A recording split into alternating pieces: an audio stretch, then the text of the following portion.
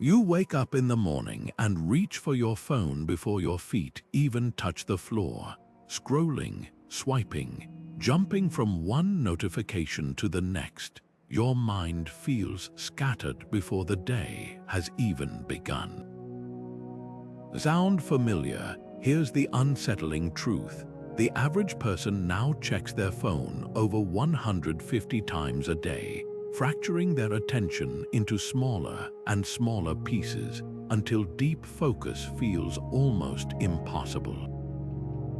This isn't just a modern inconvenience, it's a full-blown crisis of the mind. And 2,000 years ago, the Stoics saw it coming. Marcus Aurelius, the philosopher king, wrote in his private journal, "You have power over your mind, not outside events." Realize this, and you will find strength. But how many of us truly believe that power still exists in a world designed to hijack our focus at every turn? Stoicism, at its core, is a philosophy of discipline, not the harsh, restrictive kind, but the liberating mastery of your own attention. The ancient Stoics understood something we've forgotten, that every distraction is a choice, every interruption a test of inner resolve. They didn't have social media or endless streaming, but they faced their own versions of mental clutter, gossip, politics, the noise of a bustling world. And their solution wasn't to retreat from society, but to cultivate an unshakable focus amidst the chaos.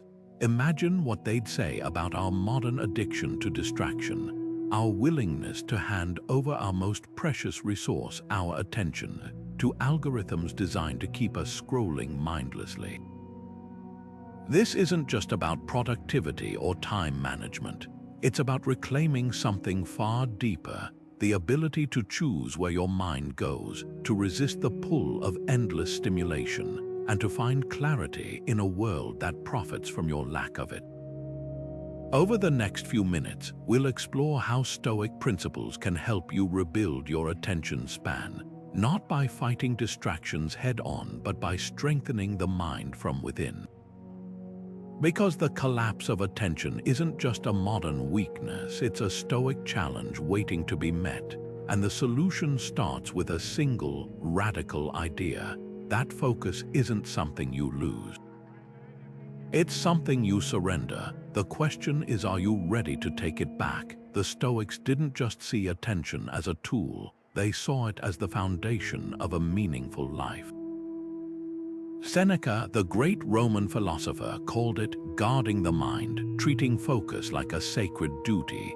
Picture this: in ancient Rome, distractions weren't push notifications or viral videos, but they were just as relentless gossip in the marketplace, the chaos of political intrigue, the constant pull of social obligations. Yet Seneca would retreat to his study, not to escape the world, but to master his attention within it. He wrote, "The mind must be given relaxation. It will rise improved and sharper after a good break." But here's the crucial difference. His breaks weren't mindless scrolling. They were deliberate pauses, moments of reflection designed to strengthen focus, not shatter it. Compare that to our modern reality, where the average attention span has dropped to just 47 seconds, less than a goldfish. We flit from tab to tab, app to app, fragmenting our minds into smaller and smaller pieces until deep thinking feels like a relic of the past. The Stoics would have been horrified by this voluntary surrender of focus. Epictetus, the former slave turned philosopher, put it bluntly: "You are not your body or your possessions, you are your choices." And the most important choice, where you direct your attention. Every time you pick up your phone reflexively, every time you let a notification pull you away from a conversation or a task, you're handing over control of your mind to something or someone else. But here's the hopeful twist: Stoicism doesn't demand perfection, it asks for awareness. Epictetus taught that while we can't control external events, we control how we engage with them. That means every distraction is an invitation to practice, a chance to pause and ask, is this where I choose to focus my energy? Because attention isn't just about productivity, it's about integrity. When Seneca guarded his mind, he wasn't just avoiding gossip, he was protecting his ability to think clearly, to act with purpose, to live in alignment with his values. That's the real cost of our fractured attention today, not lost time, but lost agency. The good news, the solution isn't out there. It's in the ancient wisdom that reminds us focus isn't something you find. It's something you defend. We live in a world that worships multitasking, where answering emails during meetings and scrolling through news feeds while watching TV are worn as badges of efficiency. But here's the uncomfortable truth the Stoics knew centuries ago. Multitasking is a myth. Marcus Aurelius, ruling one of history's most vast and chaotic empires, didn't juggle tasks, he mastered them one at a time. His journal reveals a man who wrote with singular focus, listened without distraction, and made decisions with undivided attention. Concentrate every minute like a Roman, he advised, on doing what's in front of you with precise and genuine seriousness. That's not just poetic advice, it's neuroscience. Studies now show that what we call multitasking is really rapid task switching, and each switch comes with a cognitive cost. Your brain isn't designed to handle multiple streams of complex information at once. It's designed to dive deep, to immerse itself fully in one thing before moving to the next. The Stoics called this prosoche, the discipline of attention. Imagine trying to hold a conversation while someone shouts random words in your ear. That's essentially what happens to your brain when you split your focus. Judgment weakens, decisions become reactive rather than thoughtful, and the quality of your work suffers. Seneca warned against this fragmentation centuries before smartphones existed. To be everywhere is to be nowhere. When you divide your attention, you're not just losing time, you're losing depth. The modern workplace may reward the illusion of productivity, but the Stoics measured success differently, by the clarity of thought, the integrity of action, and the ability to be fully present in each moment. Consider how often we sabotage our own potential by believing the multitasking lie. You check a notification mid-conversation and miss the nuance in a friend's voice. You skim an article while eating lunch and retain none of its insights. Even worse, you train your brain to crave distraction, making focused work feel like swimming upstream. The antidote, Stoic single tasking. Start small. When you drink your morning coffee, just drink the coffee. When you read, close the other tabs. When someone speaks, listen as if their words are the most important thing in that moment. This isn't about doing less, it's about doing better. The Stoics didn't achieve remarkable clarity by accident. They cultivated it, one undistracted moment at a time, in a world just as noisy as ours. The difference, they recognized that attention isn't a resource to be divided. It's a flame to be guarded because everything you think, create, and become depends on where you let it burn. Epictetus had a radical way of framing the distractions of his time. He called them indifferents, not good or bad in themselves, but entirely dependent on how we use them. Imagine applying that lens to your phone right now. That notification buzzing in your pocket, indifferent. The endless scroll of social media, indifferent. What gives these things power isn't their existence, but our surrender to them. Epictetus put it plainly, it's not what happens to you, but how you react to it that matters. And yet, most of us react to digital interruptions like Pavlov's dogs, mindlessly, compulsively, as if we have no choice. Here's the Stoic challenge. Treat every app, every alert, every ping as an external indifferent. Not your enemy, not your master, just a tool waiting for your conscious choice. The moment you reflexively unlock your phone, ask yourself the question Epictetus would have demanded: is this where I choose to invest my attention, or am I being led by habit? Because that's the heart of the matter. Distractions don't steal your focus, you hand it over, often without realizing it. Try this experiment for one day. Become an auditor of your own digital habits. Keep a mental ledger. Every time you reach for your phone, pause and note whether it was purposeful or automatic. Was it to answer a message or just to fill a quiet moment? To learn something or to numb boredom? You'll start to see patterns, the empty spaces in your day where distraction creeps in, the triggers that pull you away from deeper work. This isn't about guilt, it's about awareness. The Stoics didn't eliminate indifference from their lives, they mastered their response to them. Seneca wrote letters while Rome bustled outside his window. Marcus Aurelius governed an empire amid constant demands. They didn't have the luxury of silence, they cultivated inner stillness. Your phone isn't the problem. Neither is your inbox or your social feed. The problem is the illusion that these things control you. Strip away that myth, and suddenly, every distraction becomes an opportunity to practice choice, to exercise discipline, to reclaim what the Stoics called prosoche, your sovereign power of decision.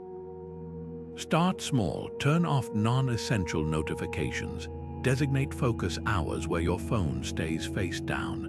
When you feel the pull to scroll, pause and breathe instead. These aren't restrictions, they're acts of rebellion in a world that profits from your fragmented attention, because the goal isn't to live like a hermit. It's to engage with technology as the Stoics engaged with their world, intentionally, selectively, on your terms.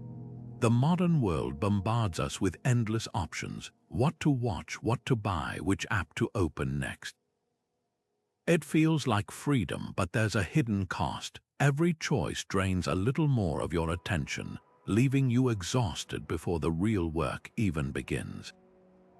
Seneca saw this coming 2,000 years ago. In one of his letters, he warned, "The abundance of books is distraction." Imagine what he'd say about our infinite scroll of content, our overflowing inboxes, our paralyzing menus of streaming options. The Stoics understood something we're just now rediscovering. More choices don't mean more freedom, they mean more noise. Decision fatigue isn't just about feeling tired, it's a silent thief of focus. Every trivial choice, from picking a breakfast cereal to deciding which notification to answer first, chips away at your mental reserves. By midday, your brain feels like a phone battery at 5%, struggling to muster the energy for what actually matters. Seneca's remedy was radical simplicity. He pared down his possessions, his commitments, even his reading list, not out of austerity, but to preserve his most precious resource, attention. "We must limit ourselves," he wrote, "to be truly free. Think of your mind like a spotlight. The more you scatter its beam across countless options, the dimmer it becomes on any single one." Now picture narrowing that beam, focusing it on just a few meaningful choices. Suddenly, clarity returns. The Stoics didn't avoid decisions, they designed their lives to make fewer of them. Marcus Aurelius wore the same simple robe daily. Cotto refused lavish feasts, not because he disliked good food, but because he refused to waste mental energy on trivial preferences. These weren't acts of self-denial, they were strategies for mental clarity. Apply this today. Start with your digital diet. Unfollow accounts that don't inspire or inform. Turn off app notifications that aren't urgent. Create routines that eliminate tiny decisions, meal plans, workout schedules, even a capsule wardrobe. Each eliminated choice is a brick in the fortress of your focus. Because here's the paradox: true freedom isn't having infinite options. It's having the space to choose what truly matters without distraction's constant tug.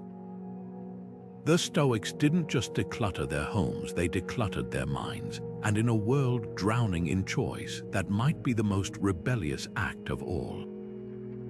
There's a Stoic practice so powerful it could rewire your attention in just minutes a day, if you're willing to sit with the discomfort of stillness. The ancient Greeks called it prosoche, a vigilant, moment-to-moment awareness of where your mind wanders.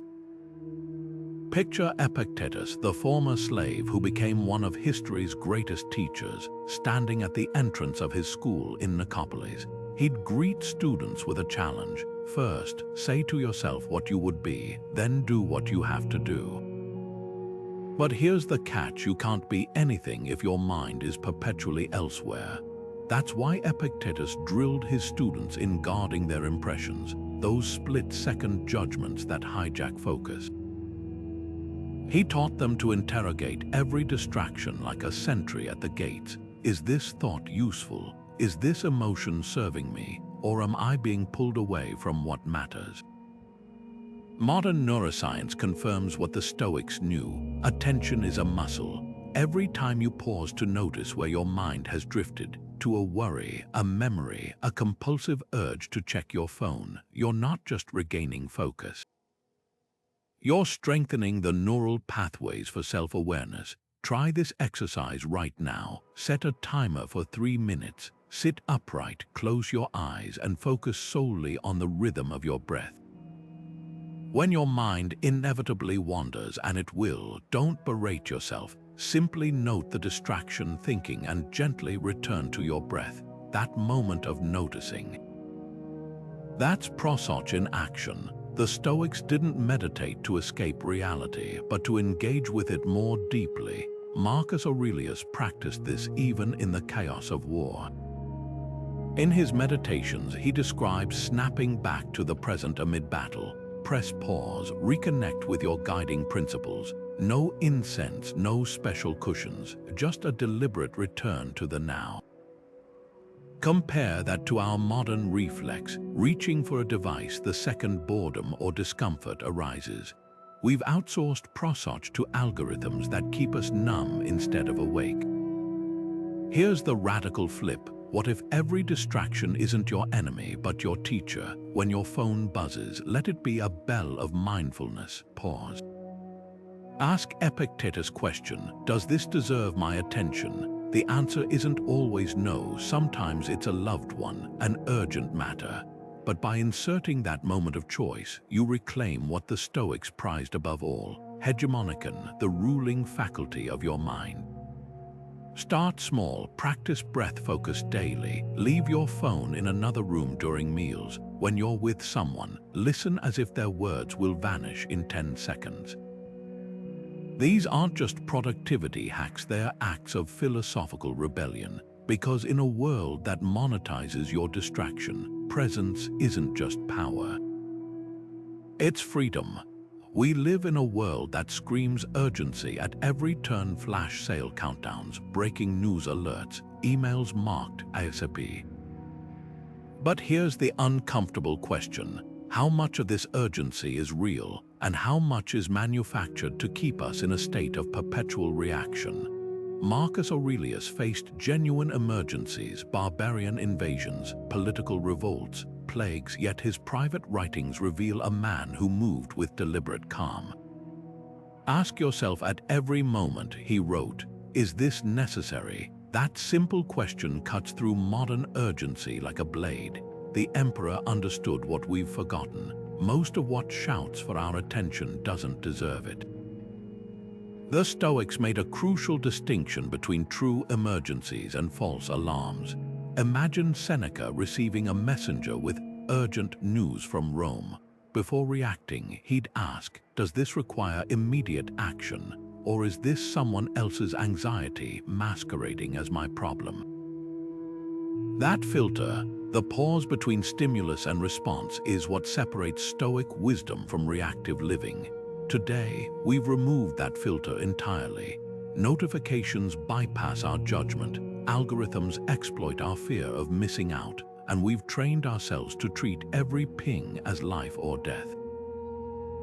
The result, a society drowning in artificial urgency while neglecting what actually matters. Consider how often we confuse speed with importance. You dash off a dozen emails in an hour and call it productivity, yet postpone the deep work that could change your career. You refresh news feeds compulsively, mistaking information consumption for preparation. The Stoics called this the tyranny of the present, letting trivial demands dictate your life's rhythm. Epictetus observed, "No activity can be successfully pursued by an individual who is preoccupied, since the mind, when distracted, absorbs nothing deeply." Modern urgency doesn't make us more effective, it makes us shallow. Here's the antidote: Stoic triage. Before responding to any demand, apply Marcus Aurelius's test. First, separate what's truly urgent, a loved one in crisis, from what's merely urgent, seeming a coworker's last-minute request. Next, distinguish between what's important, your health, relationships, purpose, and what's merely noisy. True urgency aligns with your values. Fake urgency distracts from them.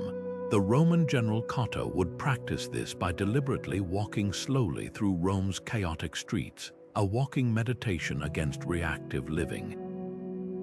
His message: speed is optional, presence isn't. This isn't about laziness, it's about leverage. When you stop treating every demand as equal, you reclaim the space to focus on what moves the needle. Imagine your attention as a spotlight in a dark room. Modern urgency scatters that light into a dozen flickering candles, illuminating nothing fully. Stoic deliberation focuses it like a laser, cutting through noise to reveal what's essential. The next time your phone buzzes with urgent, channel your inner Roman. Pause, breathe, ask the question that separates emperors from the overwhelmed. Is this necessary? Because urgency isn't measured in seconds, it's measured in significance. And that's a choice no algorithm can make for you. Seneca's letters reveal a secret weapon against distraction that feels almost radical today: deep reading. Not skimming, not multitasking, immersing himself in texts for hours without interruption. He described it as a leisure with purpose, a practice where time dissolved and focus became effortless. Picture him in his villa, scroll in hand, undistracted by the bustle of Rome outside his window. That's deep work in its purest form, not just concentration but communion with ideas. The Stoic philosopher didn't wait for inspiration to strike. He carved out solitude like a sculptor chiseling marble, removing everything non-essential until only the work remained. Modern research calls this state flow, but the ancients knew it as the soul's natural rhythm. What made Seneca's approach unique wasn't just the depth of his focus, but his ruthless protection of it. He famously withdrew from public life for years, not to escape responsibility, but to strengthen his mind's capacity to engage meaningfully.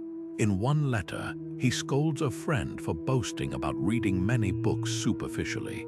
You must linger among a limited number of master thinkers and digest their works if you would derive ideas which shall win firm hold in your mind. That's the heart of Stoic deep work: quality over quantity, depth over speed.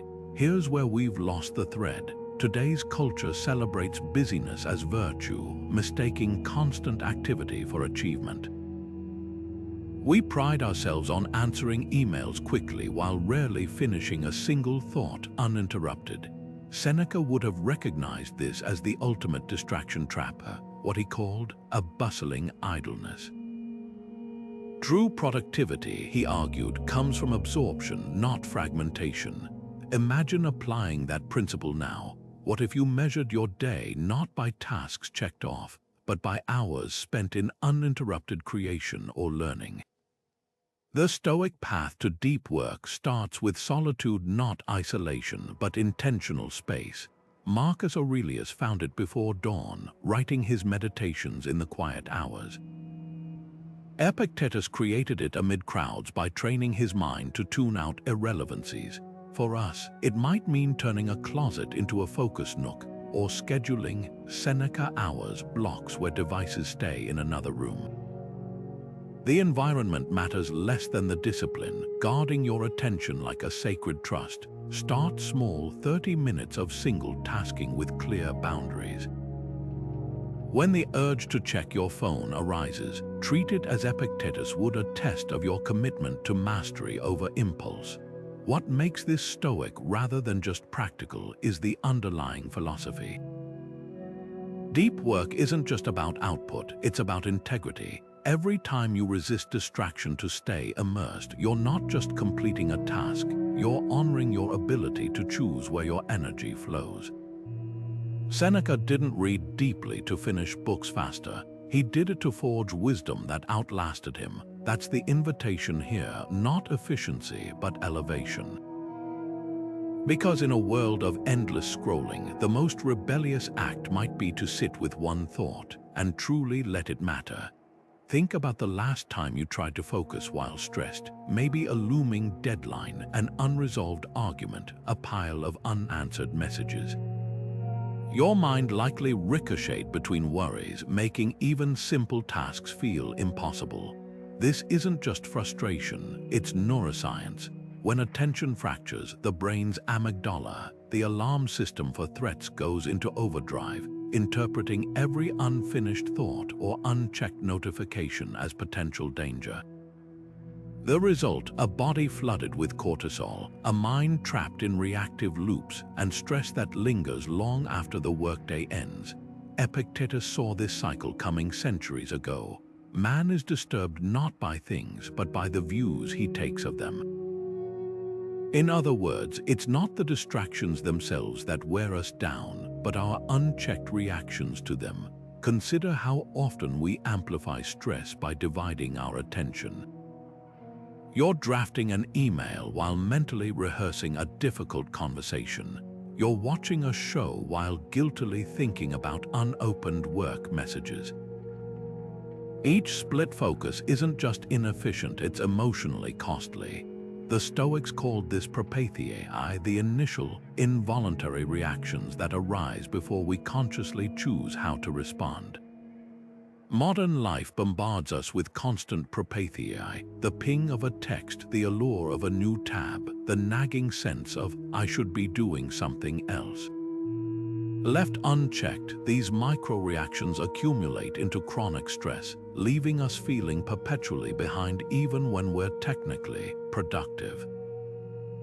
Here's where Stoic journaling becomes a lifeline. Marcus Aurelius didn't write his meditations for publication. He used them to train steady attention amid the chaos of ruling an empire. Each entry was a recalibration, a way to separate external events from his judgments about them. Try this tonight. Instead of scrolling before bed, write down 3 moments where your attention fragmented. Not to judge yourself, but to observe patterns. Did a notification derail your flow? Did multitasking drain your energy? Epictetus's dictum, write down how you want to react, not just how you do react, turns journaling into a gym for emotional resilience. Over time, you'll spot the gaps between stimulus and response, those critical seconds where choice still exists. The irony, stress often masquerades as urgency, convincing us we don't have time to pause. Yet the Stoics knew that stillness isn't passive, it's strategic.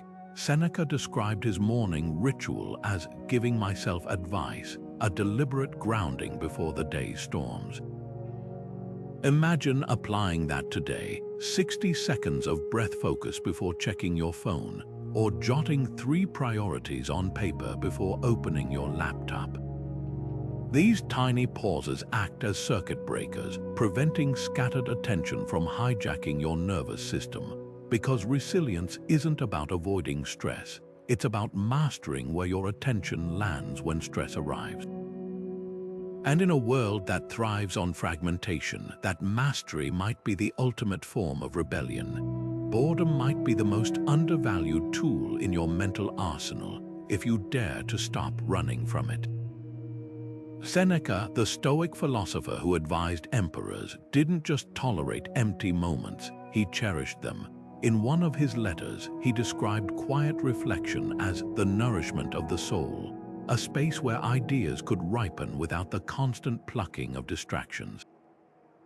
Fast forward 2,000 years, and we've pathologized stillness, treating any unstimulated moment like a glitch in the system.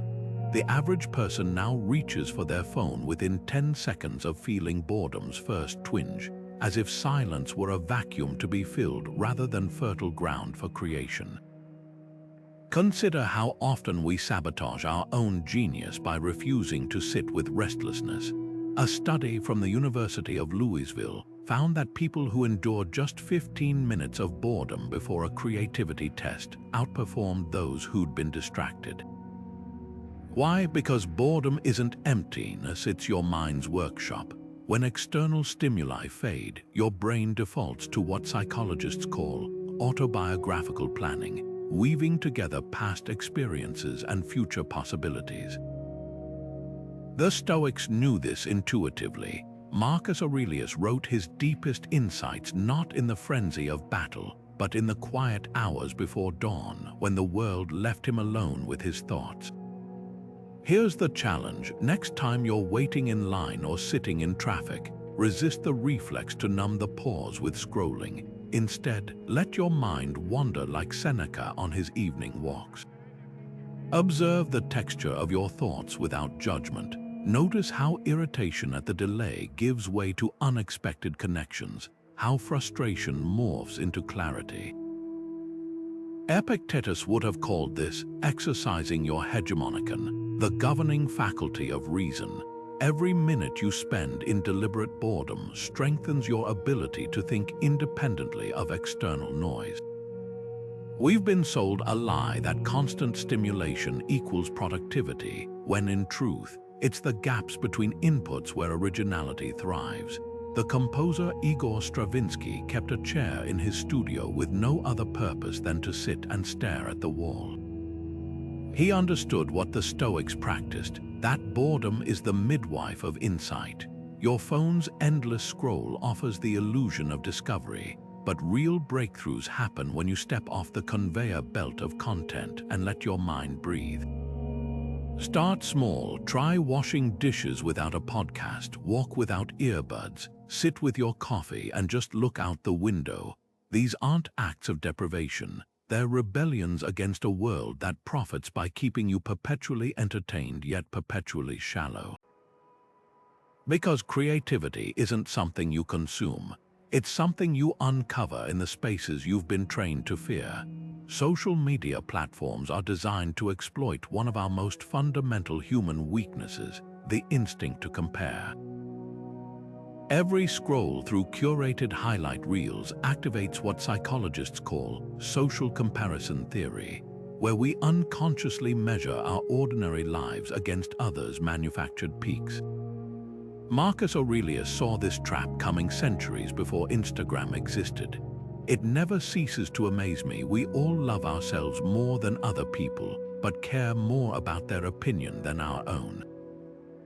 That exact paradox fuels the modern attention crisis.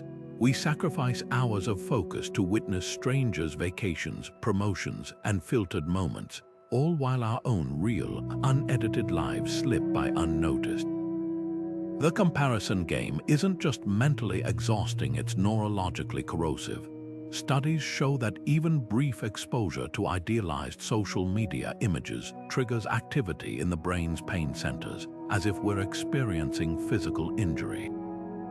Yet we keep scrolling, caught in what the Stoics would recognize as a double slavery, enslaved to others' perceptions, then enslaved to the platforms that profit from that insecurity.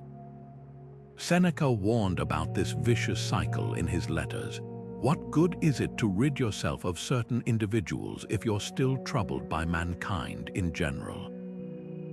Today's version, muting one influencer only to fall into the next algorithmically recommended rabbit hole of envy. Here's where Stoic curation becomes revolutionary. Instead of passively consuming whatever the feed serves, approach your social media like a Roman architect planning a city, with deliberate boundaries and purpose. Start by auditing your follows with Marcus Aurelius's question: does this add to my character or subtract from it? Keep accounts that educate, inspire, or genuinely connect you to loved ones. Ruthlessly prune those that spark resentment, anxiety, or the hollow itch to compare. This isn't avoidance, it's what the Stoics called prosoche, the disciplined selection of what deserves your attention. The deeper fix lies in retraining your response to comparison triggers. When you catch yourself feeling inadequate after seeing someone's success, apply Epictetus's dichotomy. Some things are up to us, others are not. Their achievements, not yours to control. Your effort, your growth, your presence in this moment, entirely yours. That shift transforms scrolling from a minefield of insecurity into a gymnasium for focus. Each encounter with others' highlight reels becomes practice in returning to your own path. Practical Stoicism meets digital minimalism in these daily choices. Turn off like counts to weaken comparison's grip. Schedule social media sessions like Seneca scheduled his correspondence intentionally, not impulsively. Most radically, periodically log out entirely and observe how quickly the fear of missing out reveals itself as fiction. What remains in that quiet? The very thing social media obscures, your undistracted mind, capable of creating meaning rather than coveting it. Because the ultimate rebellion against attention theft isn't deleting your account, it's proving to yourself that you can hold the phone without the phone holding you. Seneca once wrote a line that cuts through our modern obsession with busyness like a surgeon's scalpel. Life is long if you know how to use it. At first glance, it sounds optimistic until you realize he's exposing one of our greatest self-deceptions. We fill our days with meetings, notifications, and endless to-do lists, mistaking motion for progress. But here's the uncomfortable truth the Stoics saw clearly.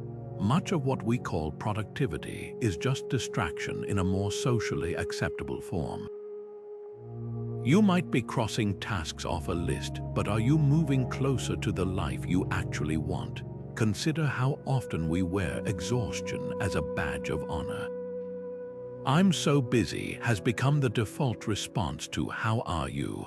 as if being overwhelmed were proof of importance rather than poor prioritization. Seneca would have recognized this immediately. In his letters, he describes wealthy Romans who rushed from party to meeting to social obligation, never pausing to ask why. "They're not living," he wrote, "just passing life through themselves." Sound familiar? Swap ancient Rome for modern offices, and little has changed. We've perfected the art of being everywhere at once while being fully present nowhere. The antidote isn't working harder, it's what the Stoics called euthymia, the tranquility of staying on your own path. Picture two farmers, one constantly switching crops based on neighbors' harvests, the other tending his field with steady focus. Who yields more? Modern productivity culture pushes us to be the first farmer, jumping trends, chasing hacks, mistaking activity for achievement. But purposeful slowness, the kind Seneca advocated, makes us the second. It's not about doing less, it's about doing what matters with undivided attention. Here's the litmus test. When was the last time you sat with a single task for hours without checking your phone or multitasking? Not since childhood, perhaps. That's no accident. We've been conditioned to equate speed with competence, responsiveness with value. But the Stoics measured productivity differently, by depth of engagement, not velocity of output. Marcus Aurelius spent years writing his Meditations, not as a productivity project, but as a deliberate conversation with himself. Epictetus taught students to judge their days not by tasks completed, but by moments fully inhabited. Practical Stoicism begins with dismantling the busyness illusion. Start by auditing your commitments with Seneca's ruthless clarity. Does this activity serve my purpose or just my ego? Does this deadline reflect real urgency or someone else's poor planning? Then, introduce purposeful slowness. Block time for deep work where your phone stays in another room.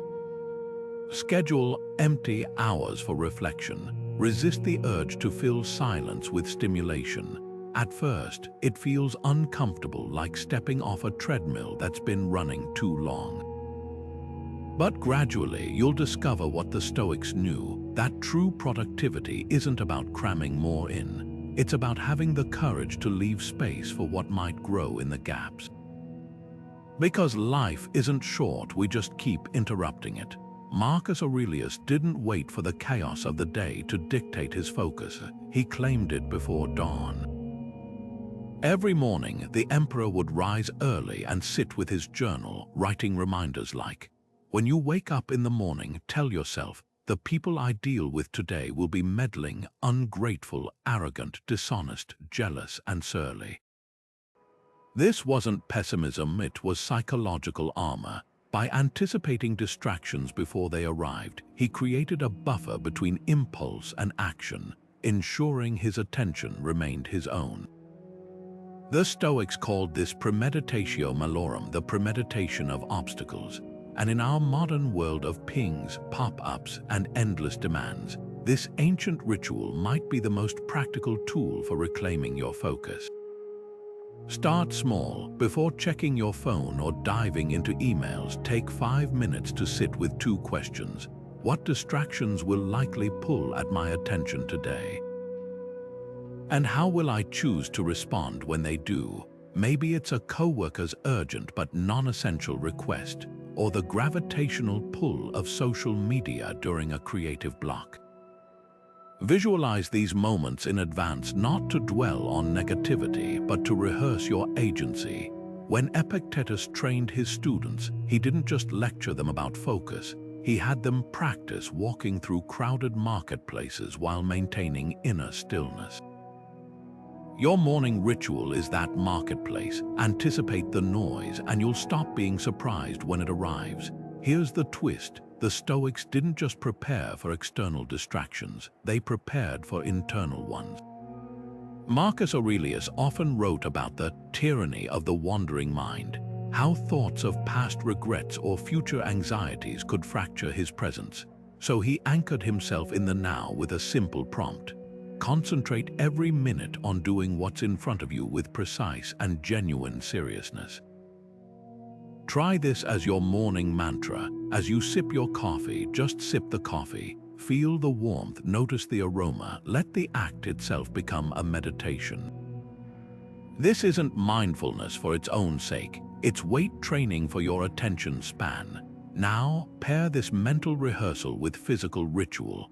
The Stoics were deliberate about their environments. Seneca worked in sparse rooms. Cotto practiced discomfort by wearing thin robes in winter, because they knew focus starts with eliminating unnecessary choices. Apply that to your workspace. Before beginning a task, spend 30 seconds removing visual clutter. Close irrelevant tabs. Put your phone face down. Mute non-essential notifications. These tiny acts aren't just practical, they're philosophical statements. You're declaring, like Marcus scratching ink onto parchment at dawn, that your attention belongs to you first. The magic lies in consistency. The Stoics didn't achieve mental clarity through grand, occasional gestures, but through daily, disciplined repetitions. Your morning ritual might feel insignificant at first. 5 minutes of journaling, a moment of breath focus, a clear desk. But compounded over weeks, these acts build what the Stoics called hexes, an ingrained habit of mind. Soon, you'll catch yourself pausing when a distraction arises, not because you're resisting temptation, but because you've rehearsed this moment 100 times in the quiet of your mornings. And that's when you'll realize focus isn't something you find in the chaos of the day.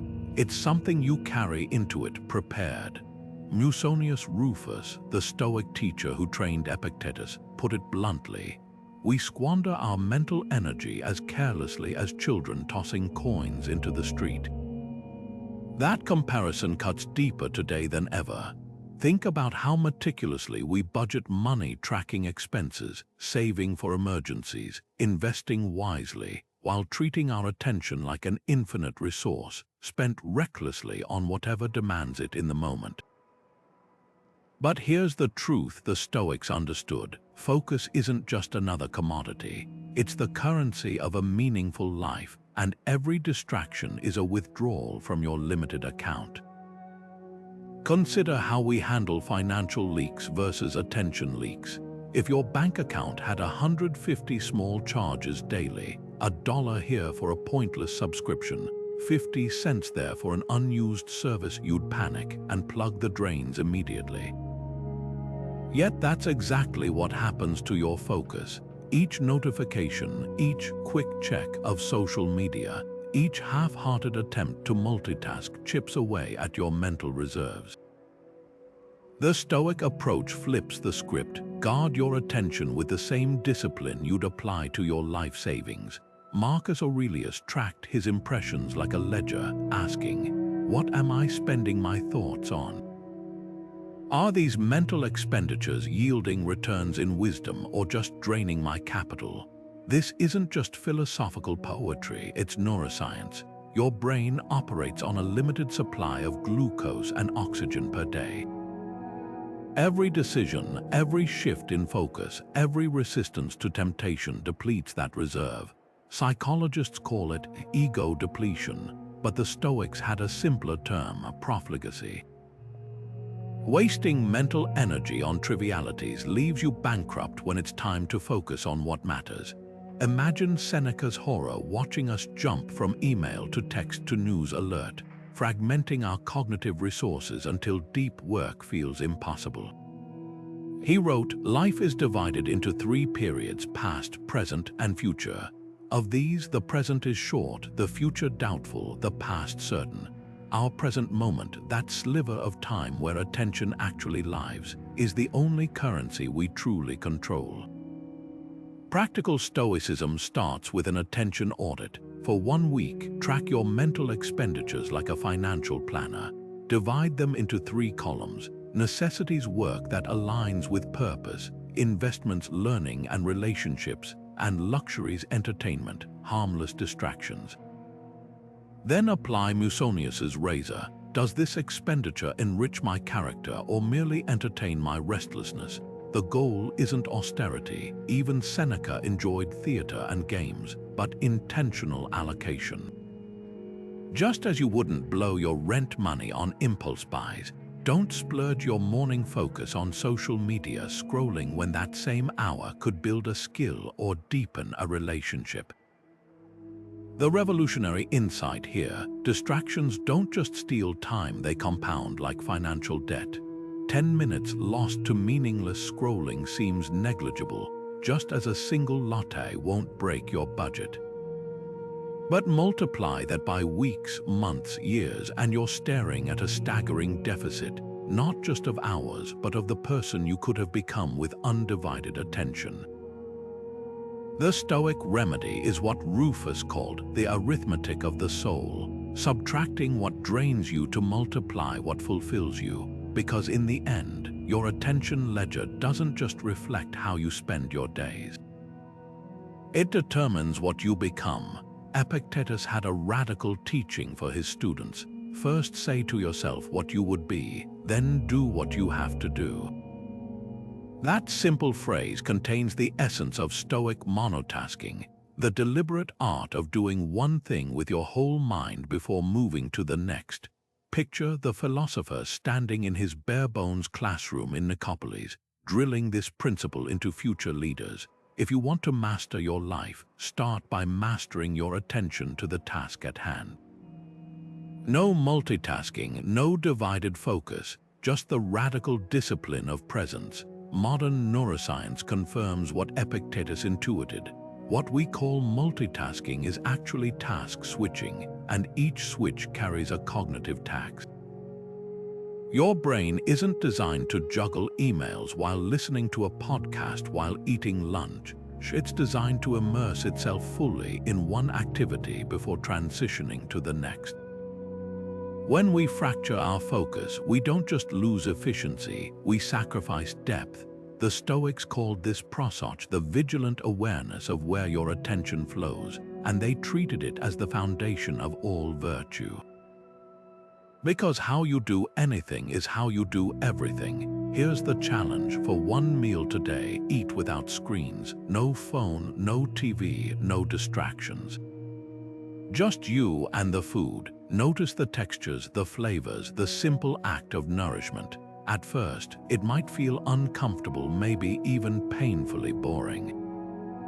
That discomfort is the point. You're confronting what the Stoics called ascesis, the deliberate practice of discomfort to strengthen your attention muscles. Epictetus would have watched us scroll through news feeds while shoveling down lunches and asked, if you cannot be present with your own nourishment, how can you be present with your own life? Apply this to work next. Choose one task, just one, and give it your undivided focus for 30 minutes. Close other tabs, put your phone in another room. If your mind wanders, gently guide it back, like Marcus Aurelius returning to his writing amid the chaos of war. The goal isn't perfection, but practice. Each time you resist the urge to check notifications, you're not just completing work, you're reclaiming sovereignty over your attention. The magic lies in what happens after these monotasking sessions. You'll notice flavors more vividly, ideas will come more clearly, conversations will feel richer. This isn't just productivity, it's what Seneca described as leisure with purpose. The profound satisfaction of being fully immersed in your own existence. Because presence isn't something you find, it's something you choose, one undistracted moment at a time, and in a world that profits by keeping you scattered, that choice becomes your quiet revolution. Seneca once warned his friend Lucilius about what he called the disease of reading too many books, jumping from text to text without absorbing any of them deeply. If he thought first century Rome suffered from information overload, imagine his horror at our modern reality.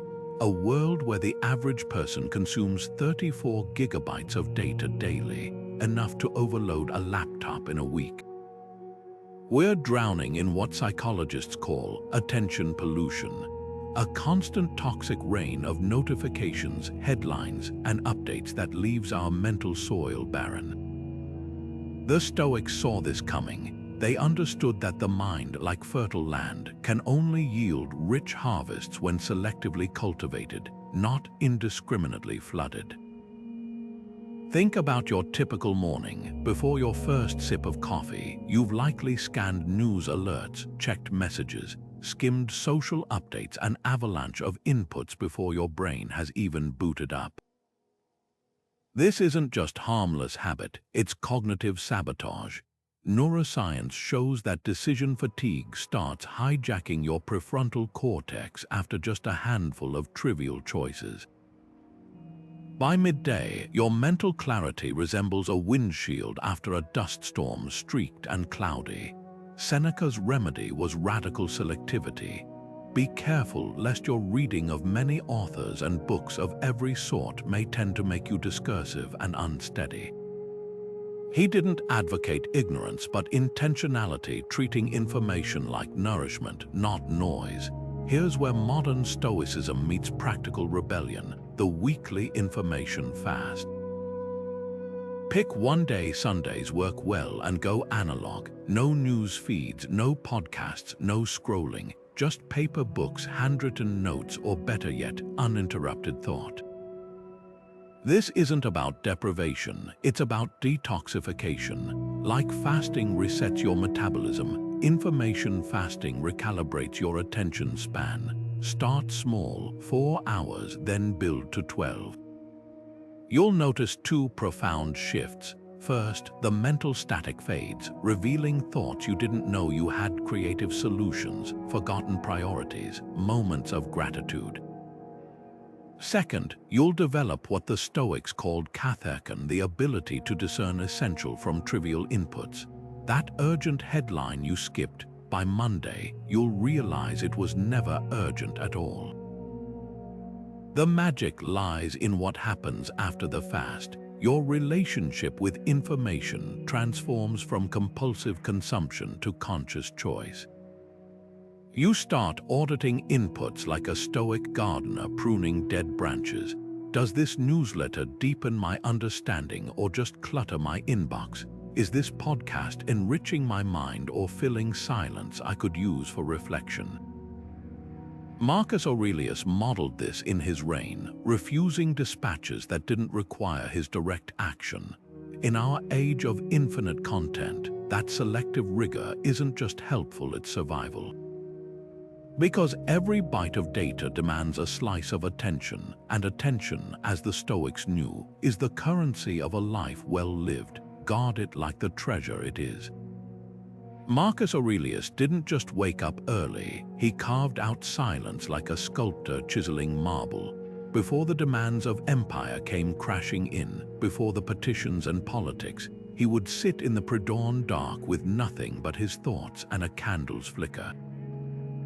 This wasn't just solitude, it was training. The Stoics called it hesychia, the disciplined practice of stillness that sharpens focus like a whetstone on a blade. In a world where silence has become so rare we practically flinch when we encounter it, this ancient habit isn't just nostalgic, it's revolutionary resistance. Think about the last time you experienced true quiet, not the muffled hum of a paused podcast or the background noise of a waiting screen, but the kind of silence that feels almost physical, where your own breath becomes the loudest sound in the room. For most of us, it's unsettling at first. That discomfort is the point. Neuroscience reveals what the Stoics knew instinctively. Silence isn't empty space, it's the fertile ground where neural networks consolidate learning, where fragmented thoughts weave into coherence. A study from Duke University found just 2 hours of silence daily triggered brain cell growth in the hippocampus, the region tied to memory and focus. Marcus wasn't just avoiding noise, he was cultivating a cognitive advantage. Here's the practice. Start with 5 minutes. No music, no podcasts, no screens, just you and the rhythm of your breathing. Set a timer if you must, but leave your phone face down across the room. At first, your mind will rebel like a caged animal, tossing up grocery lists, half-formed worries, that awkward thing you said in 2012. This isn't failure, it's the process. Epictetus compared it to training a wild horse. First, he must be tied with a rope, then with chains, until at last he obeys the rein without force. Your attention is that wild stallion, and silence is the rein. The magic happens in the gaps between resistance. Maybe at minute 4, you'll notice how the light slants differently through your window. Or how your shoulders have been clenched since yesterday's meeting. These aren't random observations, they're your mind's natural clarity reasserting itself. Seneca described these moments as the soul conversing with itself, the undistracted self finally audible beneath the static. Don't mistake this for meditation, though the two can dance together. Stoic silence has a different aim, not transcendental peace, but tactical awareness. It's the mental equivalent of a soldier cleaning his weapon before battle.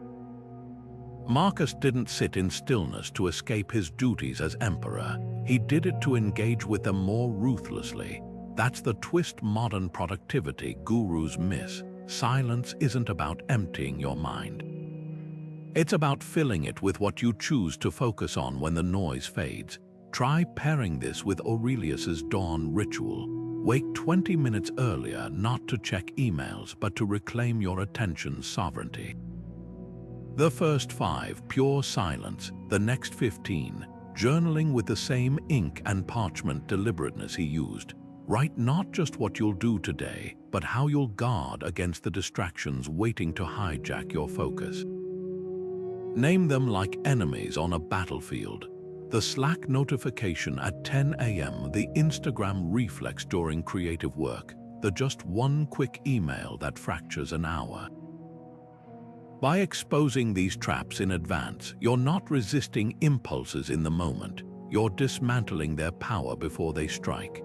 The modern world will try to sell you noise-canceling headphones, white noise apps, productivity hacks, all tools to manage distraction rather than master it. The Stoics offer something simpler and more subversive, the radical notion that silence isn't something you find. It's something you create, one breath at a time, in the space between what the world demands and what you decide to give. And in that space lies an ancient superpower, the ability to hear your own thoughts clearly enough to choose which ones are worth following. Epictetus observed a fundamental truth about human behavior. Habit is a cable. We weave a thread each day, and at last we cannot break it. That metaphor holds the key to understanding why we reflexively reach for our phones, why our focus fractures so easily. These aren't just actions, but threads woven into cables of automatic behavior.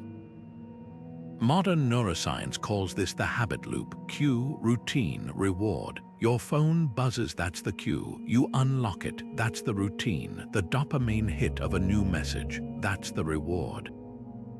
The Stoics saw this pattern 2 millennia before brain scans confirmed it, recognizing how small, repeated choices forge chains stronger than iron. Consider your most common distraction triggers. Maybe it's boredom during a commute, or discomfort when facing a challenging task, or even just the sight of your phone on your desk. Each time you yield to that impulse, you're not just losing a moment, you're reinforcing a neural pathway that makes distraction easier next time. Marcus Aurelius captured this brilliantly in his Meditations. Your mind will take the shape of what you frequently hold in thought, the terrifying and liberating truth. You're not battling distraction in the moment, you're rewiring a system built by thousands of past choices. Here's where Stoic self-awareness becomes your scalpel. Start by mapping your personal distraction loops with what psychologists call habit tracking. For 3 days, carry a small notebook or use your phone's notes app, ironic but practical, to record every attention lapse. Not to judge yourself, but to observe patterns like a scientist studying animal behavior. When did you pick up your phone without thinking? What emotion preceded it? What did you gain from the distraction? Epictetus would have recognized this as prosoche, vigilant attention to attention itself.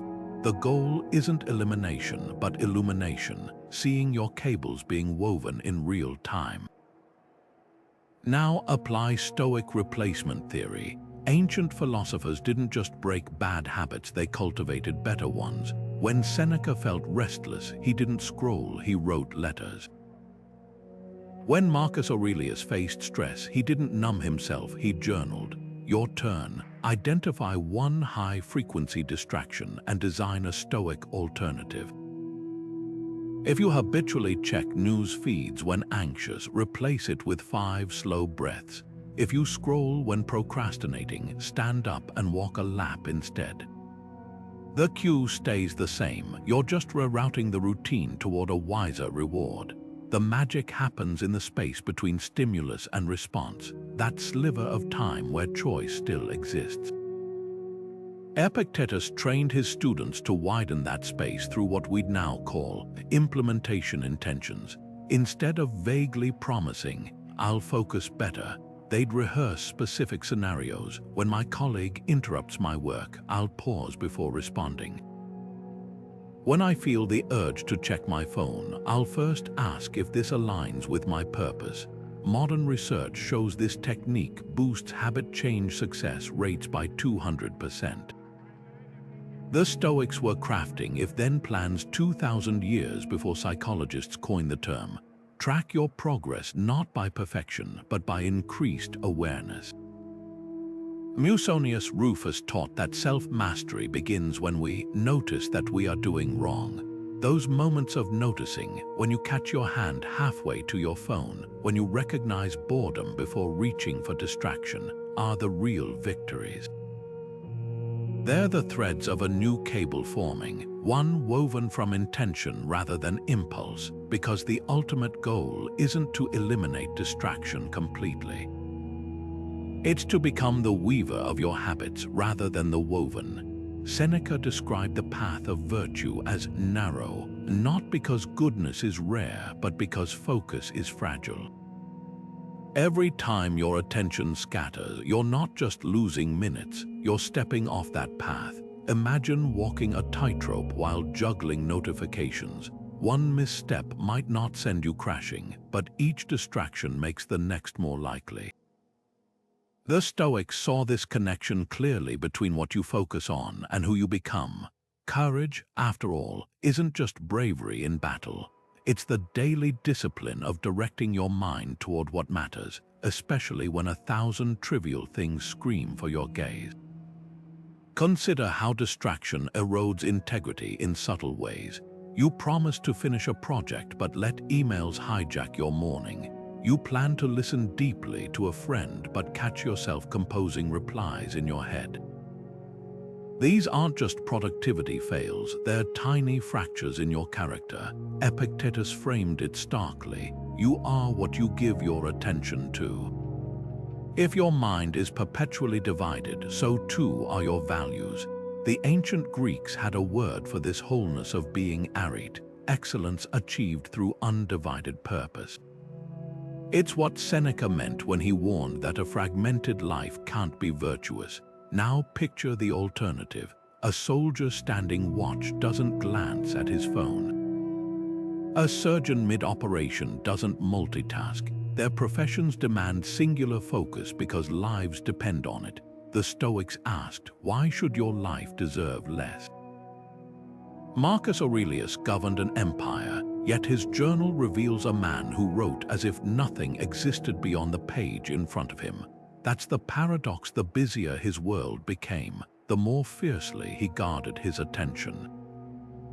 Not because he lacked distractions, but because he knew focus was the bedrock of moral clarity. When you can't concentrate, you can't deliberate, and without deliberation, virtue becomes theoretical. Here's the modern test. Next time you're about to split your focus, say, scrolling during a meeting or skimming an article while eating, pause and ask Seneca's question: does this align with the person I claim to be? Not in grand terms, but in this ordinary moment, because the path of virtue isn't paved with dramatic sacrifices. It's built on small, conscious choices to show up fully, whether you're drafting a report, comforting a child, or simply sitting with your own thoughts. Distraction isn't just stealing your time, it's diluting your presence, and presence is the currency of character. The Stoics didn't preach perfection. They practiced prioritization. When Zeno, the founder of Stoicism, lost everything in a shipwreck, he didn't rebuild his fortune, he rebuilt his philosophy. His focus became his refuge. That's the hidden gift in mastering attention. Not just better work or deeper relationships, but the quiet certainty that when life storms hit, your mind won't be another thing swept away. Because a focused life isn't about doing more, it's about being more of who you already are. Marcus Aurelius wrote in his private journal, if someone asks you how to write your name, would you bark each letter? No, you'd write it once and move on. That simple analogy holds a razor-sharp truth about modern attention. We treat our focus as if it's infinitely divisible, saying yes to every request, notification, and trivial demand as if each were equally worthy of our time. The Stoics didn't just practice saying no, they mastered the art of refusal as an act of philosophical warfare. When the emperor was pulled in a dozen directions by advisors, petitioners, and crises, his solution wasn't to work faster. It was to decline with the precision of a surgeon removing what wasn't essential. Picture this: a colleague slides into your workspace with just a quick question as you're mid-flow on a critical project. The modern reflex is to smile and accommodate. After all, it's only 2 minutes. But here's what the Stoics understood that we've forgotten. Every interruption isn't just a time cost, it's a cognitive tax. Research shows it takes an average of 23 minutes to fully regain deep focus after an interruption. That quick question isn't 2 minutes, it's 25. Marcus Aurelius framed these moments as tests of integrity. You own your attention. No one can take it from you unless you give it. The key lies in reframing boundaries not as rudeness, but as respect for your work, your time, and the person making the request. Seneca modeled this when declining invitations from powerful friends. I cannot join you tonight, not because I value your company lightly, but because I value it too much to offer you half a mind. Notice the elegance, no apology for protecting what matters, just a reminder that true presence is a gift.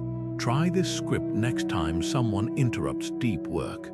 I want to give this my full attention. Can we reconnect at 3 o'clock? You're not rejecting the person, you're honoring the interaction by refusing to make it trivial. But Stoic refusal goes deeper than calendars. It's about auditing the invisible yeses we utter daily, to autoplay videos, to newsletter subscriptions, to group chats that drain more energy than they return. Epictetus taught his students to interrogate every demand with 2 questions. Is this essential? And, if I say yes, what must I say no to? That second question is revolutionary. When you agree to chair that optional committee, you're not just adding an hour to your week. You're stealing that hour from family, from rest, from the creative project that could change your trajectory. Practice the Stoic no like a martial art, firm yet graceful. For digital intrusions, I've disabled notifications to protect my focus. Email is the best way to reach me. For social obligations, I'm reserving evenings for recharging. Let's plan a lunch instead. Even with superiors, to do this well, I'll need to deprioritize X. Should we adjust expectations or timelines? These aren't rejections, they're renegotiations of attention's terms. The philosopher King would remind us, saying no to trivia isn't selfishness. It's the only way to say a full-throated yes to what actually matters. Because every time you decline what's unimportant, you're not just protecting your time, you're defending your ability to show up fully when it counts. Epictetus had a nightly ritual that would baffle most modern sleepers. He didn't just prepare for bed, he prepared for tomorrow's mind. The philosopher would end each day with a simple but radical question: what qualities will I need to meet tomorrow's challenges? Then, like a blacksmith tempering steel, he'd deliberately prime his thoughts toward those virtues before sleep. This wasn't mystical, it was neuroscience avant la lettre. We now know the brain doesn't shut off when we close our eyes. It replays the day's dominant neural patterns like a midnight rehearsal. Scroll through social media in bed, and you're programming restlessness. Reflect on purpose, and you're coding resilience. The Stoics called this premeditatio, and in our age of sleep deprivation and fractured attention, it might be the most practical weapon in your arsenal. Consider how most evenings unravel. Screens blaring blue light until eyelids droop, notifications pinging through the pillow, the brain buzzing with half-processed inputs. Then we wonder why mornings feel like wrestling a foggy bear. The Stoics would have diagnosed this instantly. You're not just neglecting sleep, you're sabotaging tomorrow's focus before it dawns. Marcus Aurelius wrote his meditations at night for a reason. Those quiet hours weren't just for journaling, they were cognitive hygiene, clearing the mental deck so dawn could arrive uncluttered. Modern research confirms this. Harvard studies show even one night of poor sleep reduces prefrontal cortex activity by 60%, the equivalent of showing up to work mildly intoxicated. Your willpower, decision-making, and attention span aren't just tired, they're neurologically compromised. Here's the Stoic sleep reset. 90 minutes before bed, begin the triage of attention. First, eliminate the obvious thieves. Phones face down in another room, laptops closed, TVs dark. This isn't just about blue light, it's about mental possession. Every open tab is a cognitive IOU your brain tries to reconcile while you sleep. Next, borrow Epictetus's nightly audit. Take 5 minutes with pen and paper, actual paper, to answer 3 questions. What tested my focus today? Where did I surrender attention unnecessarily? What will tomorrow demand of my concentration? This isn't to-do listing, it's neural priming. Writing, tomorrow's meeting requires patience, signals your subconscious to consolidate related circuits overnight. Now the counterintuitive twist: Stoic wind downs weren't passive. They engaged the mind deliberately, like cooling down muscles after a sprint. Seneca would read philosophy before bed, not to learn new concepts, but to let timeless ideas marinate in his sleeping mind. Try this with physical books, not audiobooks or e-readers, for 20 minutes. Choose material that elevates rather than agitates. Meditations, poetry, even well-crafted fiction. The tactile act of turning pages anchors you in the physical present, while the content seeds tomorrow's mental clarity. The final ritual mirrors dawn practice. Just as Marcus Aurelius greeted mornings by visualizing challenges, end your night by pre-living tomorrow's moments of focus.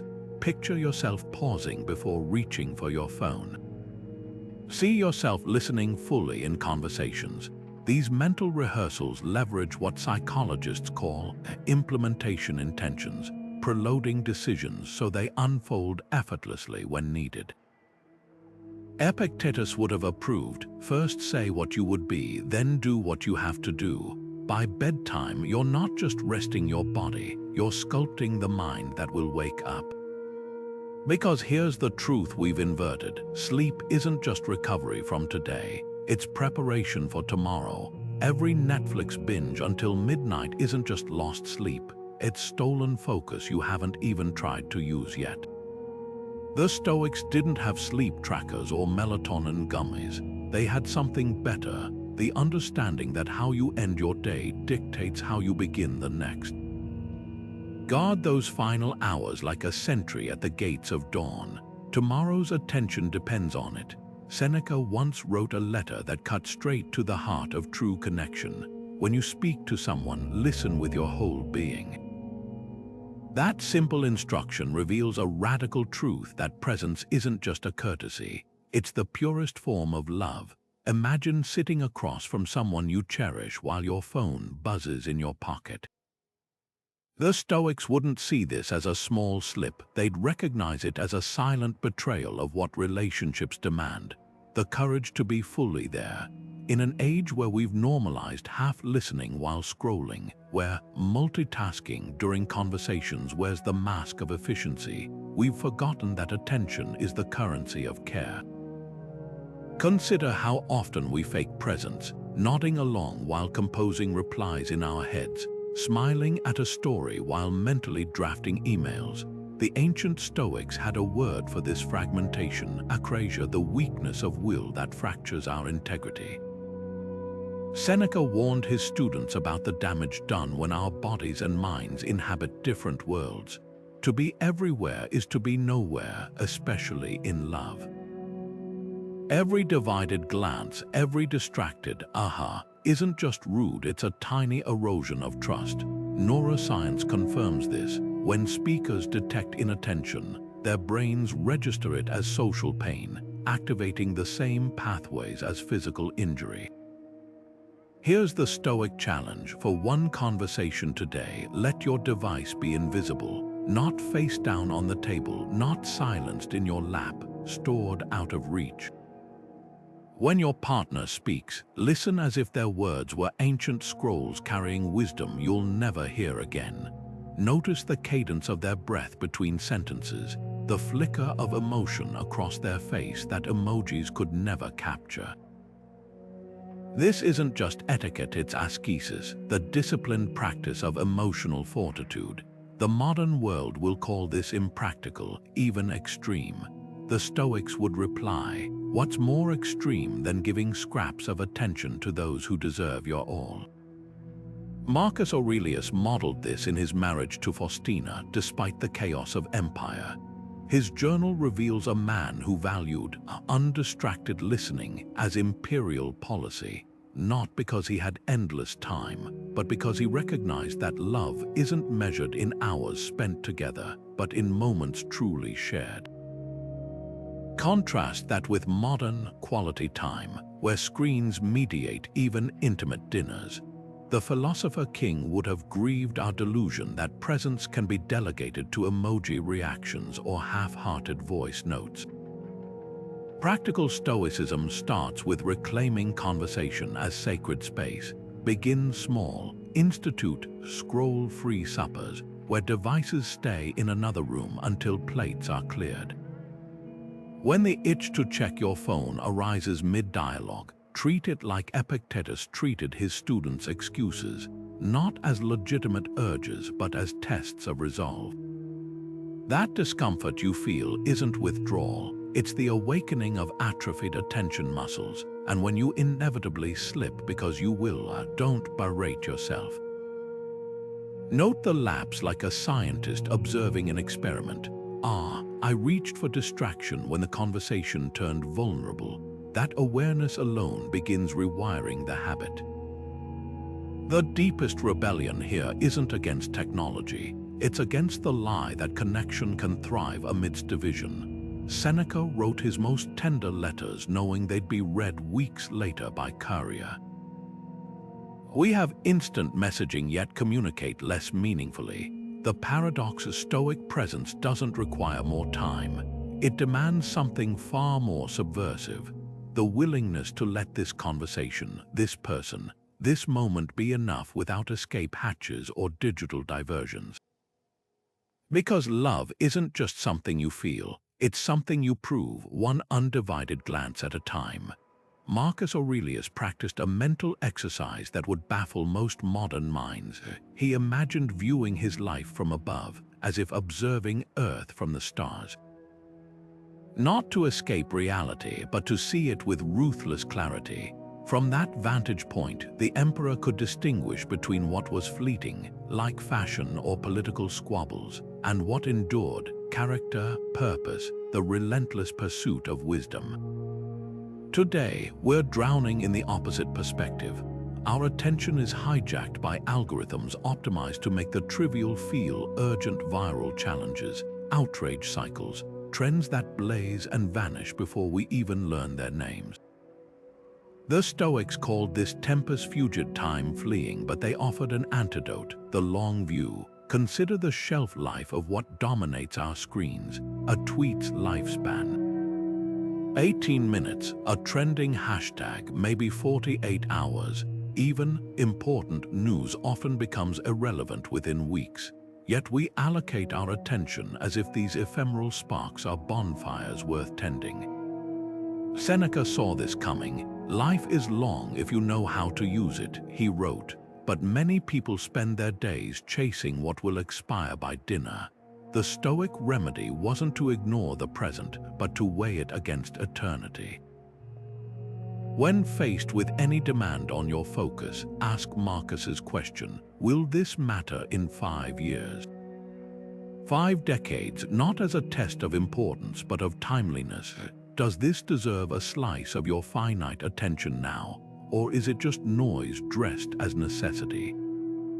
The view from above reveals a pattern the ancients knew well. The more something clamors for immediate attention, the less likely it is to endure. Gladiator games once packed Rome's Colosseum. Today we struggle to recall the champions' names. Meanwhile, Epictetus's teachings scribbled in obscurity by a former slave still shape lives 2 millennia later. That's the Stoic paradox. True urgency often whispers. The things that deserve your lifelong attention, cultivating wisdom, nurturing relationships, refining character, rarely scream. They wait patiently for you to silence the trivial and show up. Here's the practice. Once a week, borrow Marcus's cosmic perspective. Step outside at night and look up. not to stargaze romantically, but to recalibrate. Those pinpricks of light, many are dead already, their light just now reaching us. Your inbox drama, the viral outrage, the meeting that felt life or death, none of it would register from here. This isn't nihilism, it's focus filtration. The Stoics didn't avoid engagement with their times, they simply refused to let the temporary dictate their eternal priorities. The test of this philosophy lies in your daily choices. Scrolling through celebrity gossip, that's attention spent on yesterday's forgotten news. Reading Marcus's Meditations, you're conversing with a mind that's outlasted empires. The key isn't to abandon all trivial pleasures, even Seneca enjoyed games, but to allocate your attention like an investor building a legacy portfolio. Most trending items are junk bonds, glittering but worthless over time. The Stoic focuses on blue-chip investments, ideas, relationships, and virtues that compound across a lifetime. Modern life thrives on manufactured urgency, convincing us we must react to everything immediately. The long view rebels. It asks, what if you missed half the headlines this week? What if you responded to emails in batches, not bursts? The world wouldn't end. It might actually improve, because when you stop feeding the ephemeral with your attention, you starve it of power. And in that space, something remarkable happens. You start noticing the quiet, timeless things that were always there, waiting for you to look up from the frenzy and remember, your attention isn't just a resource. It's the brushstroke by which you paint your life's legacy. Choose wisely what deserves its touch. The blank page doesn't judge, it waits. That's the power the Stoics discovered in journaling, not as a diary of events, but as a whetstone for the mind. Picture Epictetus at dawn, scratching ink onto parchment with the same deliberate focus a sculptor uses to carve marble. His advice cuts through centuries. First say to yourself what you would be, then do what you have to do. Those morning pages weren't just reflections, they were recalibrations, a daily realignment of attention before the world could scatter it. In an age where we wake to screens already shouting demands, this practice isn't nostalgic, it's survival. Start with what the Stoics called prosoche, vigilant awareness of your first thoughts. Before coffee, before notifications, grab the closest notebook, even scrap paper works, and dump your mind onto 3 pages. Not eloquent prose, not structured plans, just raw mental noise. This isn't writing, it's cognitive archaeology, digging through the debris of half-formed worries and fragmented ideas to uncover what actually matters. Julia Cameron popularized this as morning pages, but the Stoics perfected it 2 millennia earlier. Seneca filled scrolls with letters to friends, not because he lacked conversation, but because writing forced clarity that talking often obscures.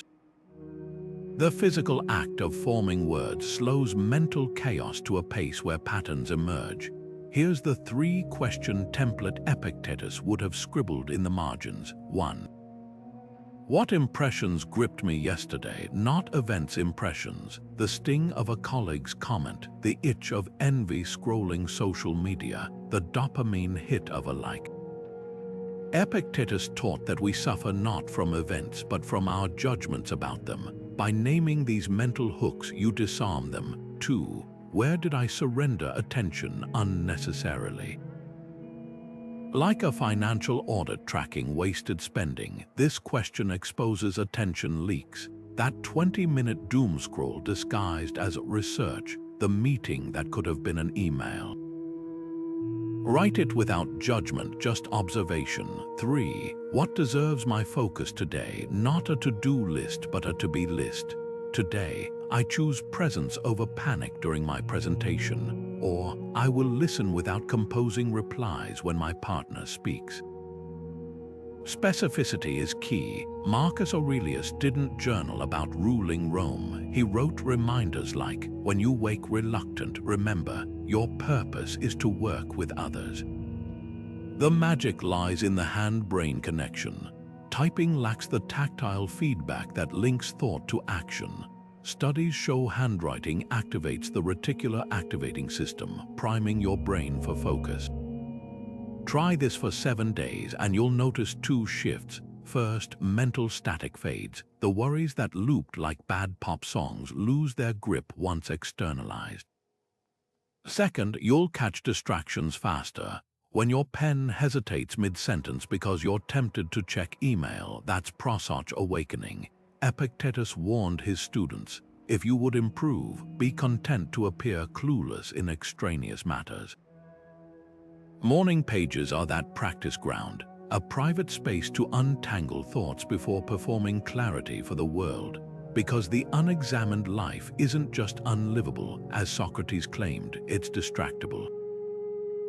And in a world that profits from your fragmentation, few acts are more rebellious than daily, deliberate recollection. Seneca once wrote, "It is not that we have a short time to live, but that we waste much of it."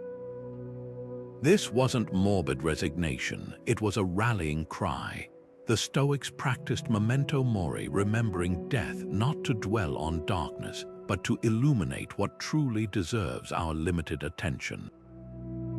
Imagine holding an hourglass where the sand represents your life's moments.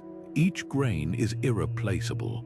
Now picture pouring those grains into distractions, petty arguments, mindless scrolling, tasks done half-present. That's the Stoic horror, not death itself, but the theft of life before death arrives. Marcus Aurelius kept a slave whose sole duty was to whisper in his ear, "You will die." Macabre, perhaps, but the emperor understood what we forget. Mortality is the ultimate focus filter. When confronted with a trivial dispute, he'd ask, "Will this matter on my deathbed?" If the answer was no, his attention moved on. Contrast that with our modern paralysis, agonizing over Instagram likes, refreshing inboxes, fretting over opinions from people we barely respect. The Stoics would have been baffled by our willingness to trade finite life for infinite trivialities. Here's the experiment they'd propose: live this day as if it were your last. Not with bucket list frenzy, but with ruthless discernment. Would you check social media first thing, attend that meeting where nothing's decided, scroll through comment sections, or would you write the letter you've postponed, hold your loved one's gaze a moment longer, finally start the project that terrifies and excites you? Death doesn't just reveal what matters, it obliterates the illusion that you have time to waste. Seneca put it bluntly, you act like mortals in all you fear, and like immortals in all you desire. We fear losing time, yet spend it as if we're guaranteed more. The practice isn't about grim fixation, but joyful reclamation. Epictetus taught his students to end each day by asking, "What did I neglect that I'll regret if I die tonight?" Not to inspire guilt, but course correction. Modern research echoes this. Terminally ill patients consistently report regretting time spent worrying over trivialities, not moments spent fully present. The irony, you don't need a diagnosis to access this wisdom. The Stoics offered it freely, death as life's most honest advisor. Try this tonight. Before sleep, ask Seneca's question, "If today were my last, would I have lived it well?" Not perfectly fully. Did I give my best attention to what deserved it? Did I scatter focus like coins tossed in the street? The answer isn't a verdict, but a compass. Because when you stop pretending you have endless tomorrows, today's hours become sacred. And in that sacred space, distraction loses its grip.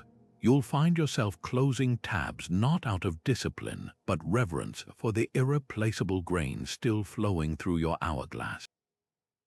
Musonius Rufus, the Stoic teacher who trained Epictetus, offered a radical metaphor for mental consumption. As we take care to select wholesome food for the body, so we ought to be even more careful about what thoughts and ideas we feed the mind. That comparison cuts deeper today than ever. Imagine walking into a grocery store where 90% of the shelves held junk food, brightly packaged. scientifically engineered to hijack your cravings while the nourishing staples were hidden in back corners. That's not a supermarket, that's your digital landscape. Every click is a bite, every scroll is a meal, and most of us are stuffing ourselves with mental candy while starving for real sustenance.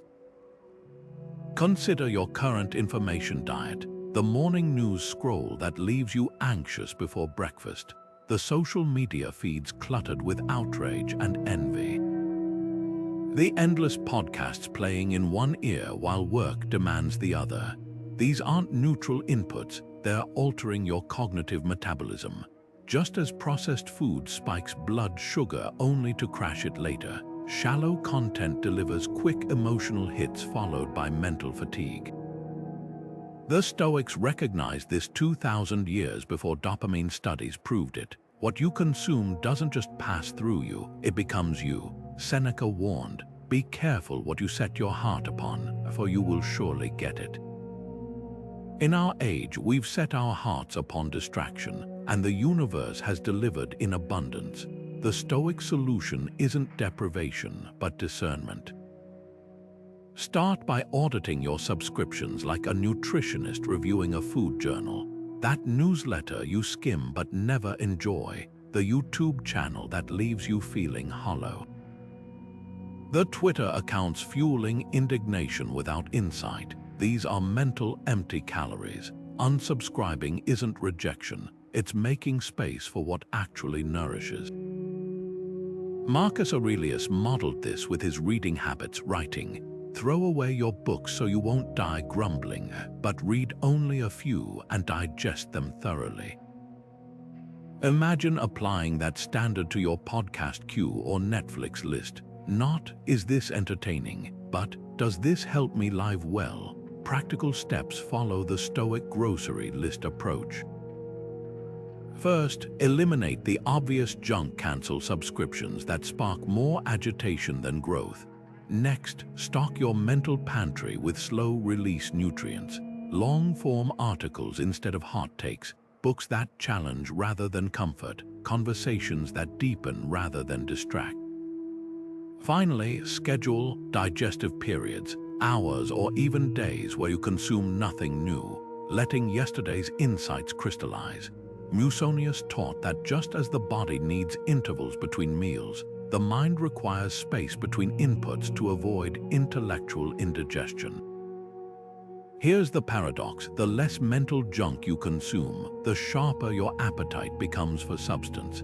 Like switching from soda to water, the first days feel bland. But soon you'll recoil at content you once mindlessly devoured. Just as a clean eater gags at artificial sweeteners, your attention isn't broken, it's just been numbed by constant snacking. The Stoic diet wakes it up because in the end, you aren't just what you eat, you're what you pay attention to, one conscious bite at a time. Marcus Aurelius described the mind as an inner citadel, a fortress where true sovereignty resides, inviolable unless we surrender the keys. This wasn't poetic metaphor, it was military strategy for the soul. Picture a walled city under siege. The gates are your attention, and every distraction is a Trojan horse disguised as urgency, entertainment, or obligation. The Stoics knew what modern neuroscience confirms: that focus isn't just productivity. It's the last bastion of self-rule in an age of mental colonization.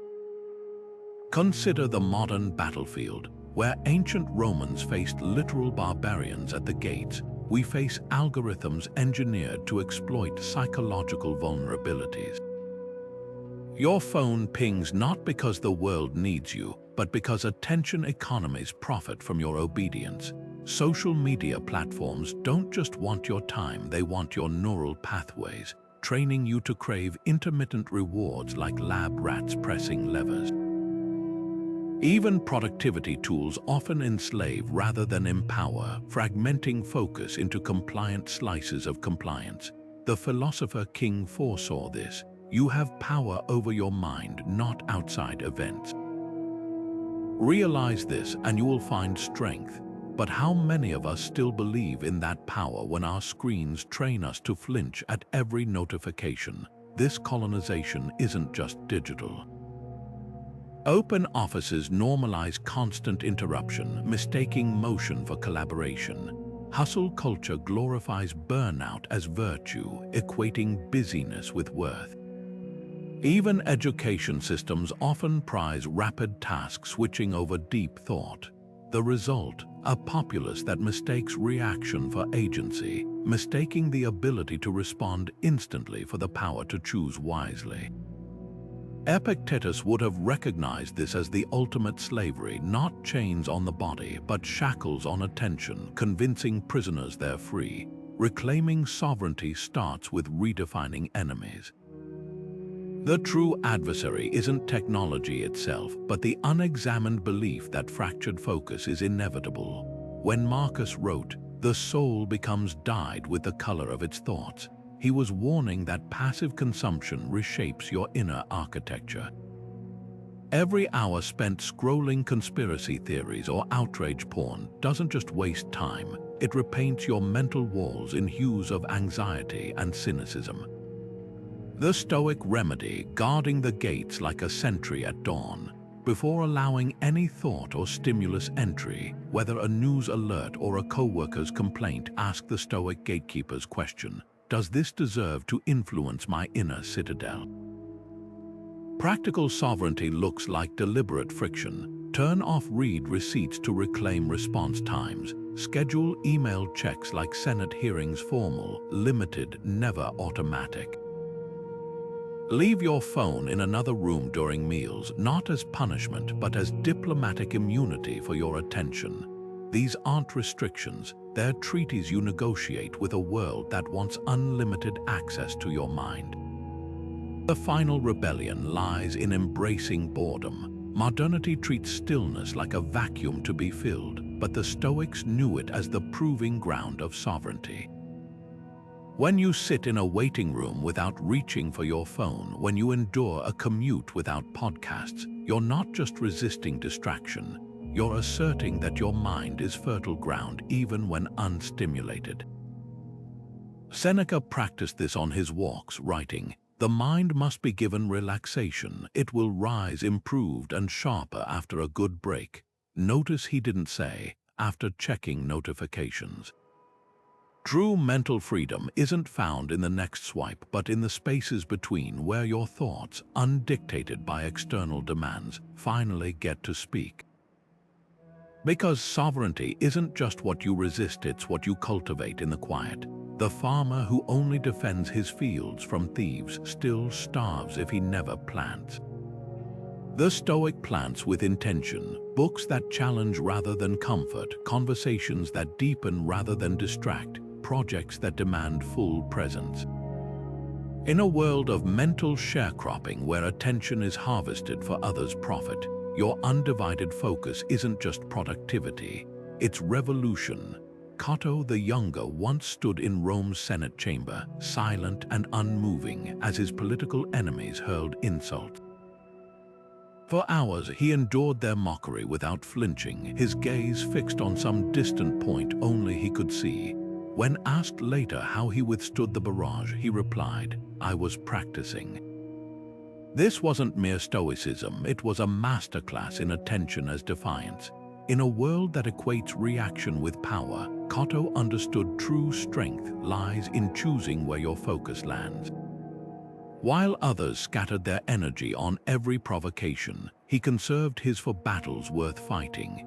Historians would later call it stubbornness, but the Stoics recognized it as something far rarer, the discipline of undivided presence. The Stoic pantheon overflows with such focus warriors. Take Zeno, the founder of Stoicism, who survived a shipwreck only to sit in an Athens bookstore devouring philosophy, not as escape, but as deliberate reconstruction of his shattered attention. Or Portia Catanis, Cato's daughter, who famously bit her tongue until it bled rather than betray her husband Brutus' secrets under torture. These weren't superhumans, they were practitioners of what Marcus Aurelius called the art of the inner citadel. While we battle notifications, they faced existential threats, yet their training holds timeless lessons. Consider the Stoic teacher Epictetus, born a slave with no control over his body but absolute sovereignty over his mind. His master could break his leg and did, but couldn't force him to dwell on the pain. Later, as a revered philosopher, he'd train students by having them carry water jars through crowded streets, not to test their balance but their focus. If you wish to improve, he warned, be content to appear clueless in extraneous matters. That jar was the ancient equivalent of your smartphone, a test of whether external chaos could hijack inner stillness. The brilliance of Stoic role models lies in their diversity of method. Seneca sharpened focus through letter writing, crafting elaborate missives to friends that doubled as mental workouts. Musonius Rufus practiced poverty not out of lack, but to strip away distractions until only essential attention remained. Even Clean's, Zeno's successor, embodied focus through physical labor, working as a water carrier by night to fund his philosophy studies by day. Their lives prove attention mastery isn't about personality type, but practiced principles. Your turn. Who are your focus mentors? Not just historical figures, but people in your orbit who model presence. Maybe it's a grandparent who listens without glancing at clocks, or a colleague who resists office drama while excelling at deep work. The cashier who remembers regulars' orders amidst checkout chaos. These modern Cottos won't appear in history books, but they're living the same philosophy. That attention is the ultimate form of respect for others, for your work, for your own potential. Start your mentorship search with this Stoic audit. For 1 week, note moments when someone's focus impresses you. The barista who tunes out clattering dishes to get your order right. The teacher who remembers every student's learning style. Then, borrow Epictetus's mentorship technique. Ask yourself, what would this person's attention look like in my context? Not imitation, but translation, because role models aren't just mirrors to admire, they're lenses to sharpen your vision of who you could become. The Stoics left us an unconventional inheritance, not just their writings, but their lived examples of attention as rebellion. Cotto staring down ridicule, Epictetus teaching while lame, Portia choosing silence over betrayal. They whisper across millennia that focus isn't passive, it's the quietest form of courage. And in an age where every ping demands surrender, that makes their legacy not just inspiring but essential. Your mentors await, both in scrolls and in subway cars, in history and in your next conversation. The question is, will you notice them before your phone rings? Seneca once compared life to a garden, not for its beauty, but for the necessity of ruthless pruning. As you must cut back the overgrown branches that choke the vine, he wrote, so too must you sever the distractions that strangle your attention. This wasn't poetic advice, it was agricultural wisdom applied to the mind. Just as a vinedresser knows unchecked growth yields more leaves than fruit, the Stoics understood that an uncurated life produces more noise than meaning. Modern research confirms this. A Princeton Neuroscience Institute study found that physical clutter competes for your attention, reducing focus and increasing cognitive load. But the Stoics went further. They saw subtraction not as deprivation, but as liberation. Imagine your attention as a spotlight in a cluttered attic. You can strain to illuminate one object while tripping over others, or you can remove everything unnecessary until what remains shines unobstructed. That's the essence of Stoic subtraction. When Diogenes owned nothing but a cup and threw even that away after seeing a child drink from his hands, he wasn't rejecting comfort. He was proving how little the body truly needs to free the mind. Your challenge isn't to live in a barrel, but to identify your personal cups, the habits, apps, and obligations that claim more attention than they return. Enter the 30-day Distraction Detox. This isn't another digital cleanse. It's a stoic excavation of your attention's architecture. For each week, target a different layer. Week 1 attacks digital undergrowth.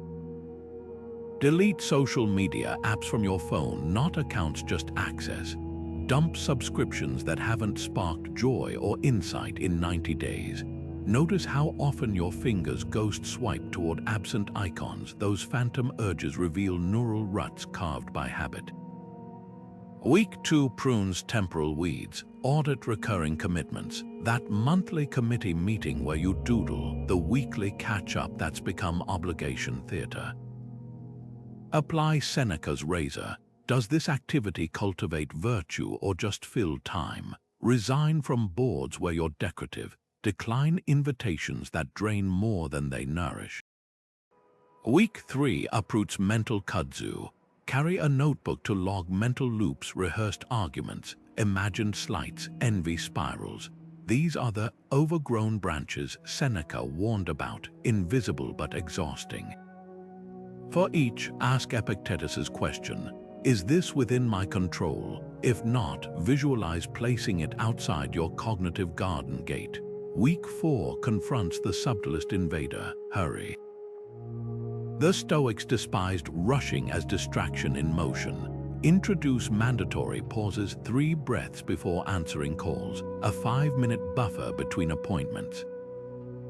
Like pruning shears slowing a gardener's hand, these gaps reveal how much frenzy was self-imposed. The magic lies not in removal, but in the space it creates. When Marcus Aurelius wrote, "The fewer things you need, the freer you are," he wasn't praising poverty. He was mapping the equation between attention and autonomy. Every deleted app, resigned position, or silenced notification isn't a loss, it's a rebellion against the modern lie that more input means more living. Because subtraction isn't about having less, it's about noticing more of what actually matters. Stoicism doesn't just teach focus, it redefines what attention actually is, the purest form of personal power. Think about that for a moment. In a world where your gaze is currency, where every app, advertisement, and algorithm fights to monopolize your awareness, the ability to choose where your mind lands isn't just productivity, it's sovereignty. The Stoics didn't have our modern vocabulary, but they grasped a truth neuroscience now confirms. What you attend to shapes your brain, your character, and ultimately your destiny. Marcus Aurelius called it the art of the inner citadel, that fortress of mind no external chaos can breach unless you lower the drawbridge yourself. Let's crystallize the tools you've gathered. Monotasking isn't a hack. It's a rebellion against the myth that worth comes from doing everything at once. Remember Seneca's letters composed with singular focus while Rome bustled outside his window. That's your model. When you read, just read. When you listen, just listen. Not as a rigid rule, but as a reclaiming of depth in a world addicted to surfaces. And those digital boundaries, they're not restrictions, they're treaties you negotiate with a world that wants unlimited access to your mind. Turn off non-essential notifications. Designate scroll-free zones in your day. Like Cotto practicing poverty to strengthen his resolve, these aren't deprivations. They're declarations that your attention belongs to you first. Epictetus, the former slave who became a master teacher, left us a razor-sharp truth. No man is free who is not master of himself. That mastery begins with one conscious choice, one moment where you pause before reaching for your phone, one conversation where you listen without composing replies, one morning where you journal before you scroll. So here's your challenge. Don't overhaul your life overnight. Choose one practice from this video, just one, and wield it like a Stoic. Maybe it's the 5-minute morning pages or the habit of asking, will this matter in 5 years? Before diving into trivial debates, let it root, let it grow, because the collapse of attention isn't just a modern weakness, it's an ancient invitation. An invitation to prove, as the Stoics did, that focus isn't something you lose, it's something you defend. And if you're ready to keep sharpening these tools, hit subscribe. More Stoic strategies are coming, not just for surviving the attention economy, but for thriving within it on your own terms. The next time your phone buzzes, remember, that notification isn't your master. You are. Now go build a day worthy of your